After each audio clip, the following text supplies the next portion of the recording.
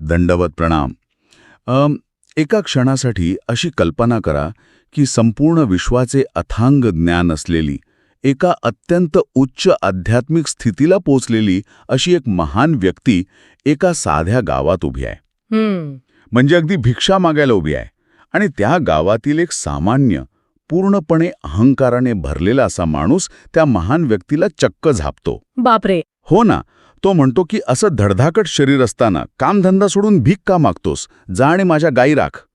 आता अशा वेळी ती महान व्यक्ती काय करेल? म्हणजे सर्वसामान्य माणूस असता तर त्यांनी नक्कीच राग व्यक्त केला असता. अगदी बरोबर. किंवा एखादा चमत्कार वगैरे दाखवून त्याला भस्म करेल, की त्याला ज्ञानाचे धडे देईल. पण नाही. ती व्यक्ती अत्यंत शांतपणे म्हणते की ठीक आहे, मी तुमच्या गायी राखतो. खरोखरच विचार करायला लावणारा प्रसंग आहे. नक्कीच.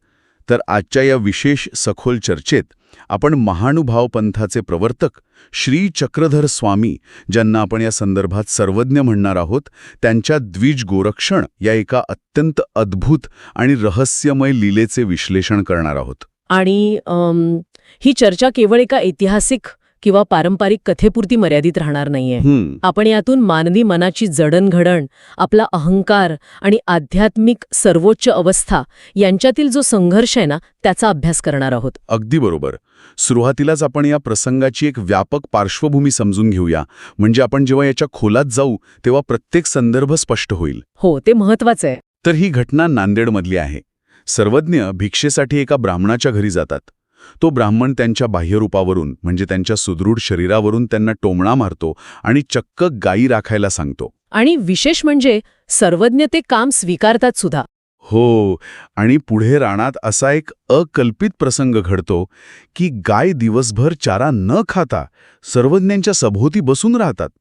पण तरीही संध्याकाळी रोजच्यापेक्षा दुप्पट दूध देतात. म्हणजे भौतिक नियमांना पूर्णपणे फाटाच. अगदी.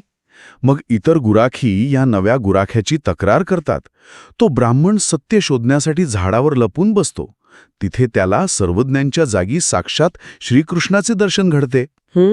पण जेव्हा तो त्यांची पूजा करण्यासाठी घरी तयारी करतो तेव्हा सर्वज्ञ त्याला कोणतीही संधी न देता कायमचे निघून जातात. हा असा एक विलक्षण आणि नाट्यमय प्रवास आहे.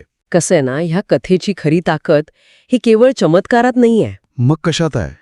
तर त्या चमत्कारामागे दडलेल्या मानसशास्त्रीय आणि तात्विक सिद्धांतात आहे. आपण अनेकदा जगाला ज्या भौतिक चष्म्यातून पाहतो ना, तो चष्मा किती अपुरा आहे हे ही घटना अत्यंत प्रभावीपणे मांडते. खरंच.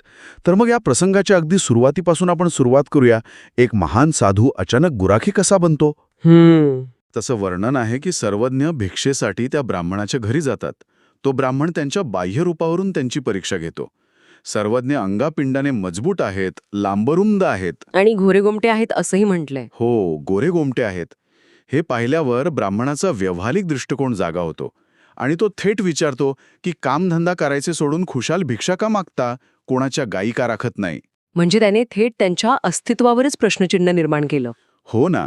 आता इथे मला एक अत्यंत महत्वाचा प्रश्न पडतो.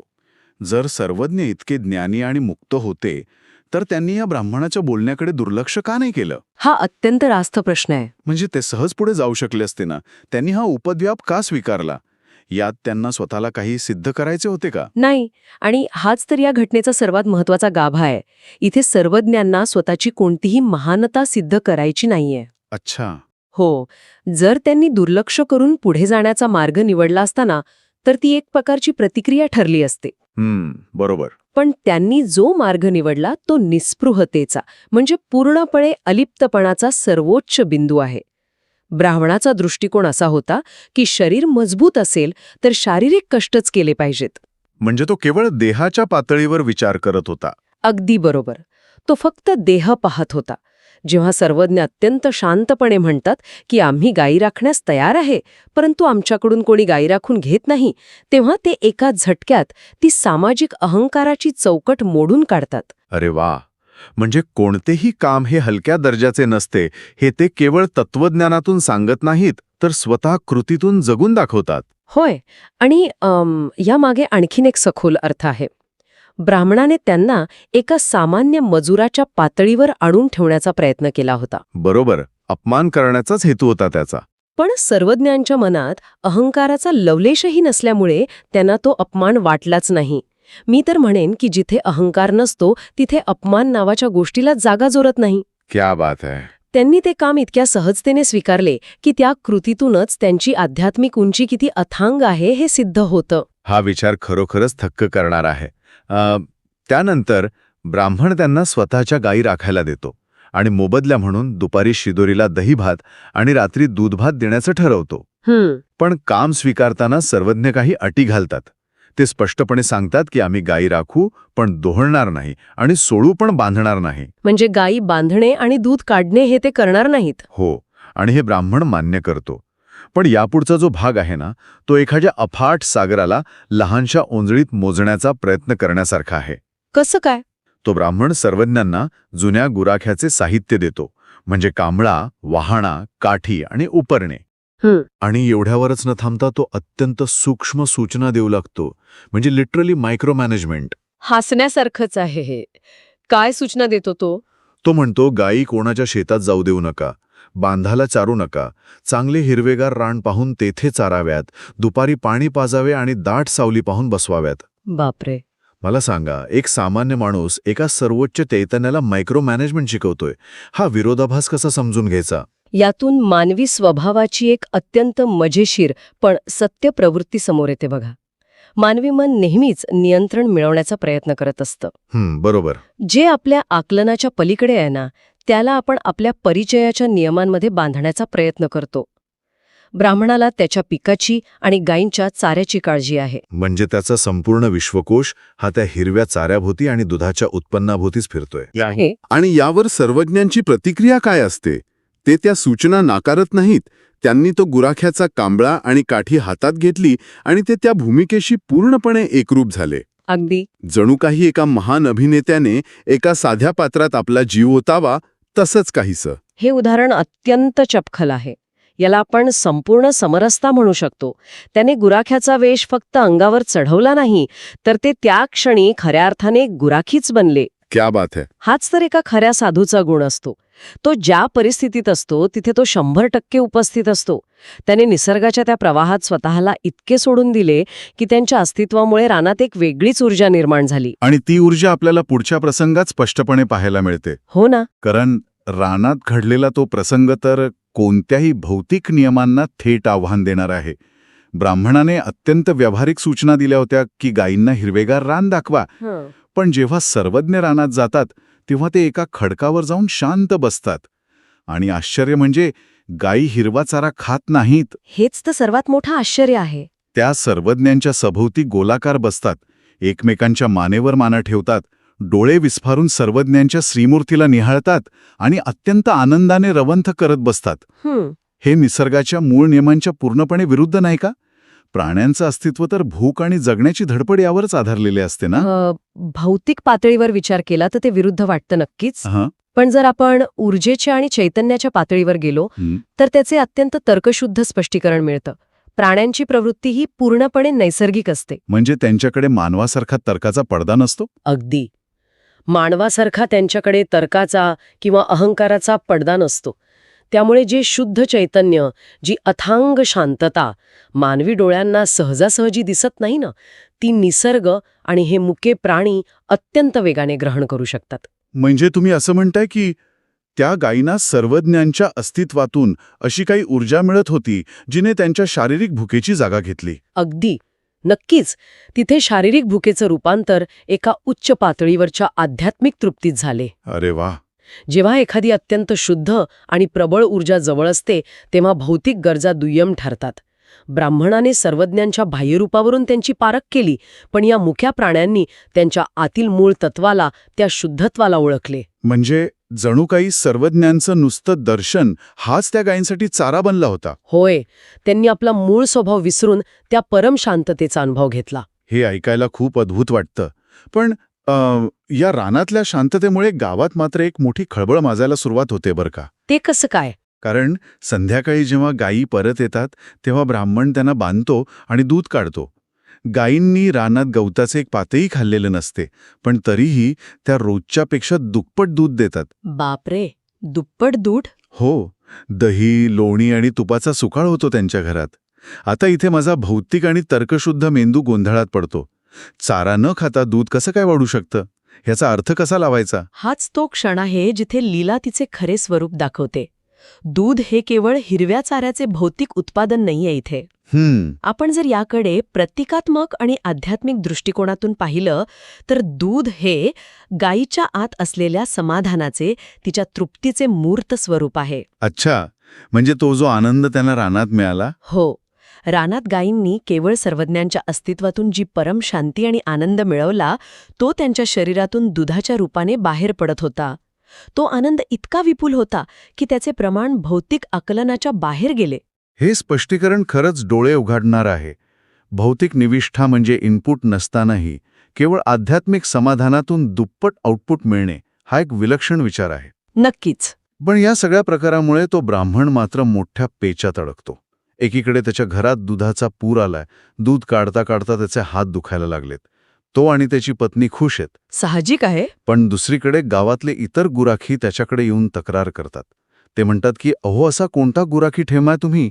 तो गायींना चारा पाणी काहीच देत नाही, फक्त एका खडकावर नेऊन बसवतो. इथे त्या ब्राह्मणाची वैचारिक कोंडी पाहणे खूप मनोरंजक आहे. हो ना. कारण त्याचा आजवरचा अनुभव आणि तर्क काय सांगतो की गायींनी भरपूर चारा खाल्ला तरच भरपूर दूध मिळतं. अगदी बरोबर. पण सत्य परिस्थिती अगदी उलट आहे.